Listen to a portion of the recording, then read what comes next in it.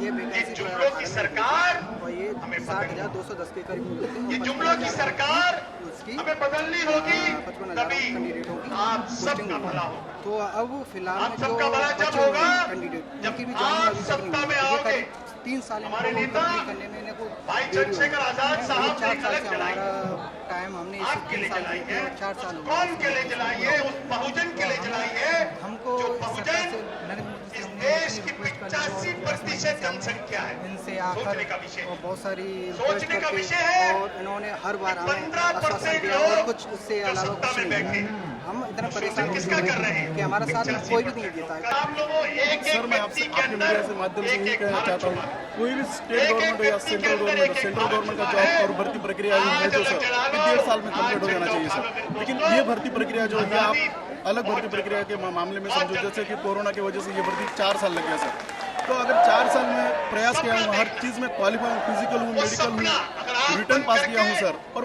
Point से आप मुझे बाहर कर दोगे एक पॉइंट। आपने भी एक नारा लगवाया है सड़क पर बैठे हुए बड़े गली गली में शोर है, एसएससी चोर है। इसका क्या मतलब? गली गली में शोर है, एसएससी चोर है, ऐसा ही है सर। पहुंच नहीं रही है। याद ये करो एसएससी आज तक की जो भी प्रक्रिया सर, सामने भी हाल में जितनी भी प्रक्रिया एसएससी की एग्जाम्पल जो आप है। देखो तो उनमें कहीं ना कहीं फ्रॉड नजर आया सर।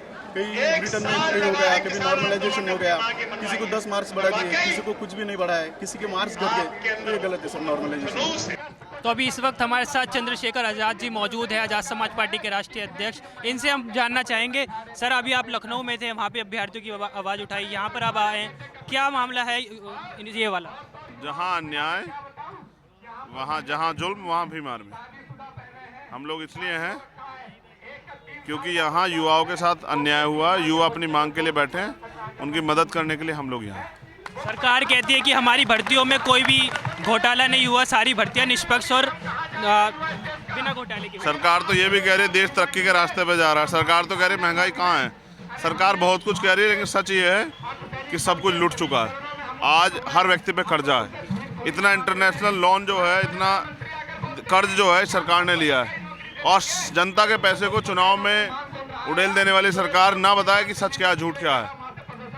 जब कच्चे तेल के दाम बहुत कम थे तब भी जो है इस देश में डीजल पेट्रोल के दाम आसमान छू रहे थे, गैस के दाम आसमान छू रहे थे। सच ये है कि ये सरकार के एजेंडे में देश है ही नहीं, ये चंद पूंजीपतियों की सरकार है, और जो पूंजीपति कहते हैं वही करती है। अभी किसानों के खिलाफ कानून बनाए और जब चुनाव आया तो वापस ले लिए।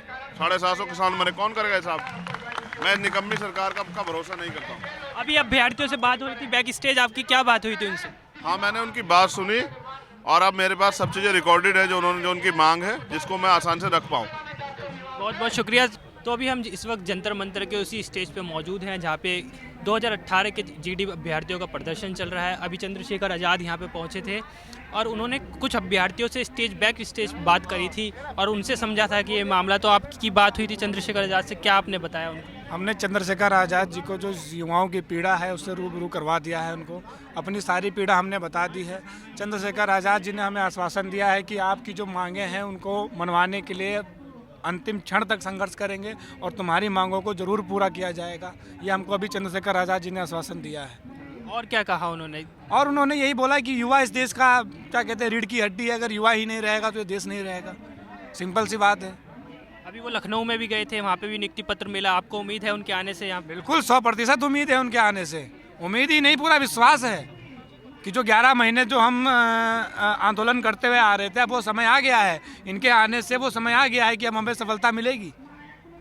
जो आपने उनको मुख्य बिंदु बताया, उसमें सबसे पहला मुख्य बिंदु सबसे बड़ा मुख्य बिंदु तो पहला यह है कि जब सरकार ने ऑन रिकॉर्ड संसद में खड़े होकर बयान दिया है कि हमारे पास 1 लाख से अत्यधिक पद पैरामिलिट्री फोर्सेस में खाली पड़े हुए हैं, तो जो दिल्ली में युवा आकर प्रदर्शन कर रहा है, दर दर की ठोकरें खा रहा है, रिटर्न फिजिकल मेडिकल तीनों क्षेत्रों में जो उत्तीर्ण हुआ है, तुम इसको ज्वाइनिंग क्यों नहीं दे रहे हो? सिंपल सा सवाल है हमारा सरकार को, सरकार हमको इस पर जवाब दे। मुद्दा तो अमित शाह के हाथ में है ना, तो मुलाकात तो हमारी अमित शाह जी से होनी चाहिए। सरकार को पता है तो उनकी नीयत नहीं है क्या देनी? अरे भैया, सरकार की नीयत तुम बताइए। 2014 के बाद में सरकार की एक नीयत बता दो जो उन्होंने युवाओं के हित में फैसला लिया हो। एक फैसला मुझे बता दो आप। यार, युवा पहले परीक्षा देगा, तैयारी करेगा, उसके बाद में जब ज्वाइनिंग की बात आएगी तो युवा इस कदर आके सड़कों पर भटकेगा। यह है न्यू इंडिया तुम्हारा। ये तुमने भारत का निर्माण कर रहे हो। आत्मनिर्भर बना देंगे भारत को। ये इनका बस विद्यार्थी हैं 2018 जीडी कांस्टेबल के, और कह रहे हैं बीजेपी प्रवक्ताओं को चुनौती दे रहे हैं कि आके उनसे बहस कर लें और उन पे रोजगार के मुद्दे पे उनसे बहस करें। तो इस वक्त हमारे साथ आज़ाद समाज पार्टी के नेता मौजूद हैं, उनसे हम बात करेंगे कि उनका समर्थन इस प्रदर्शन को क्यों। हमारा ये जो है सब अपने हक अधिकारों के लिए पिछले 10 महीने से लड़ रहे हैं।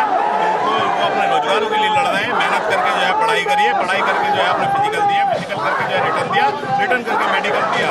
समझिए, इनके साथ सरकार जो है इनके साथ गलत कर रही है। सरकार तो कहती है हमारी एक भी नियुक्ति में, एक भी भर्ती में कोई भी घोटाला नहीं है। सारी सरकार तो 2 करोड़ नियुक्तियों की भी बात कर रही थी भाई।